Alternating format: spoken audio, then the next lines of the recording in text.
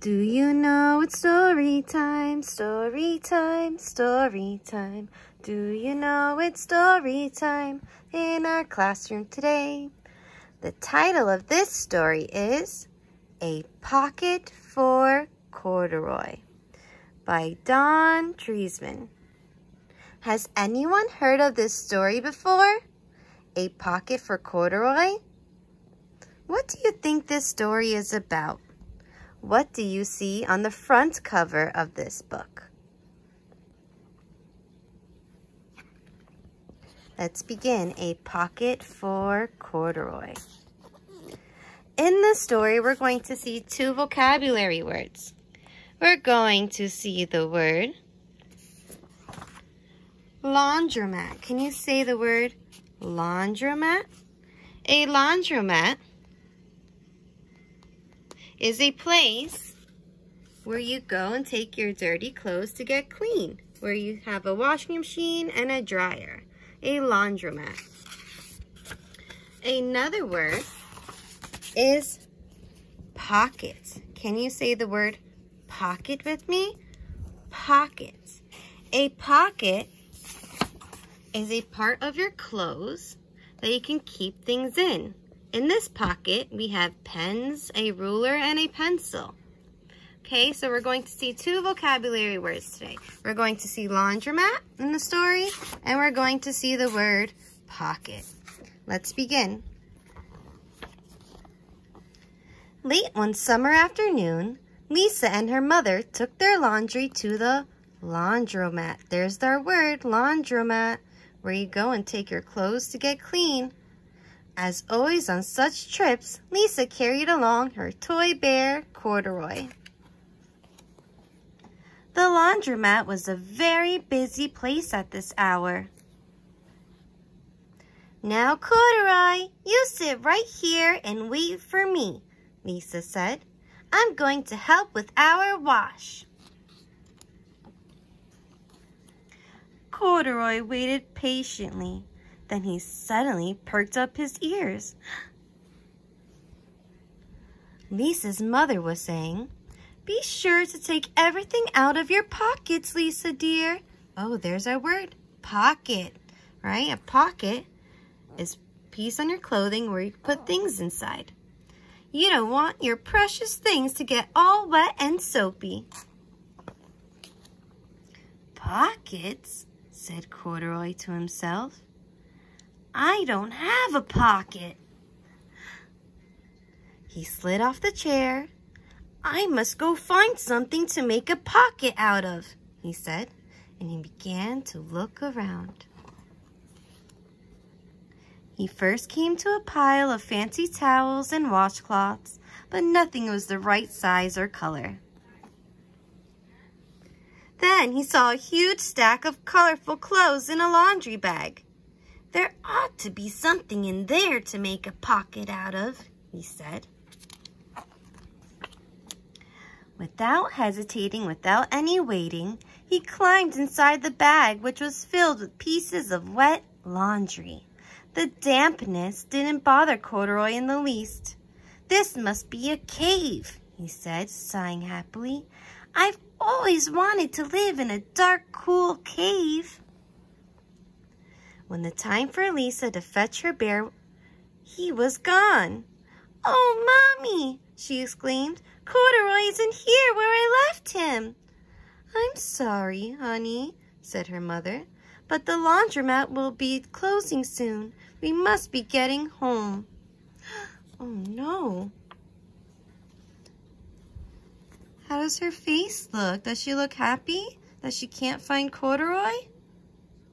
Lisa was reluctant to leave. She did not want to leave without Corduroy, but her mother insisted.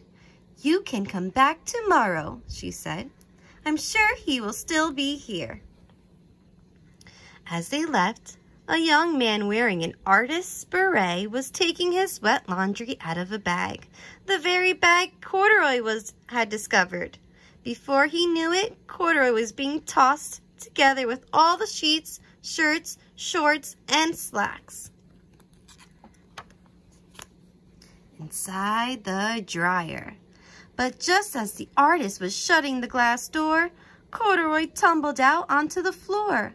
How in thunder did that bear ever get mixed up with all my things? The artist wondered. Poor Corduroy was damp all over. How do you think Corduroy feels? He's all wet. Does that make him feel happy? Sad? Let's keep reading to find out. The least I can do for him is give his overalls a good drying, said the man thoughtfully. He unbuttoned Corduroy's shoulder straps and put his overalls in the dryer. Corduroy grew dizzy as he watched the clothes spinning around, but the artist became inspired. He had a great idea. This would make a wonderful painting, he said as he took a sketch pad out of his pocket and began drawing the swirling colors. I can hardly wait to get back to my studio. Finally, the dryer stopped whirling and the man gathered up the clothes. Then he helped Corduroy put on his warm, dry overalls. All at once, the manager in the laundromat called, "Closing time! Everybody out!" Uh-oh. Corduroy was gently placed on top of a washing machine. I wonder who that bear belongs to, said the artist as he was leaving. Seems to me he should have his name someplace. He's too fine a fellow to be lost. Oh no. As soon as the lights were turned off, Corduroy began his search again. He was surprised to see something white glowing in the dark. Maybe it's snow, he said excitedly. I've always wanted to play in the snow. He accidentally tipped over the open-lidded box and suddenly was covered with soft, slippery soap flakes. Gradually, Corduroy began to slip and slide. Oh, what fun, he said with a smile. I've always wanted to ski down a steep mountainside. He landed paws first in an empty laundry basket. This must be a cage, he said, peeking through the bars. I've never wanted to live inside a cage like a bear in the zoo. Look at Corduroy's face here, friends. How do you think he's feeling here? His mouth looks like it's going down. His hairs are all up. How do you think he is feeling? But by now, Corduroy felt drowsy, and soon he nodded off to sleep. Next morning, when the manager came to open the door of the laundromat, there was Lisa waiting. I left something here yesterday, she explained. May I look around? Certainly, said the manager. My customers are always leaving things. Lisa was searching under the chairs and in back of the washing machines when she heard the manager call her. Is this what you're looking for, senorita? Yes, he's my best friend, shouted Lisa as she came running.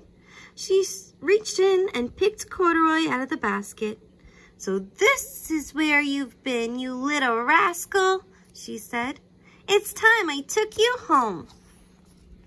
Lisa thanked the manager and ran out the door and down the street, holding Corduroy tightly in her arms. I thought I told you to wait for me, she said. Why did you wander away? Why did you run off? I went looking for a pocket, Corduroy said. Oh, Corduroy, why didn't you tell me you wanted a pocket? Asked Lisa, giving him an affectionate, loving squeeze.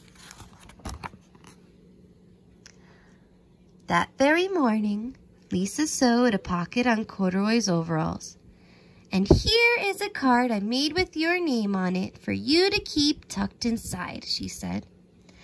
I always wanted a purple pocket with my name tucked inside, said Corduroy, as he and Lisa nuzzled noses. The end. So friends, what do you think? Why did Lisa put his name in his pocket. Here's his name on the card. Why did Lisa put Corduroy's name in his pocket? What do you think? Okay, let Miss Castine know. I hope you enjoyed reading a story called A Pocket for Corduroy. Have fun, stay safe, and stay healthy. Bye, friends.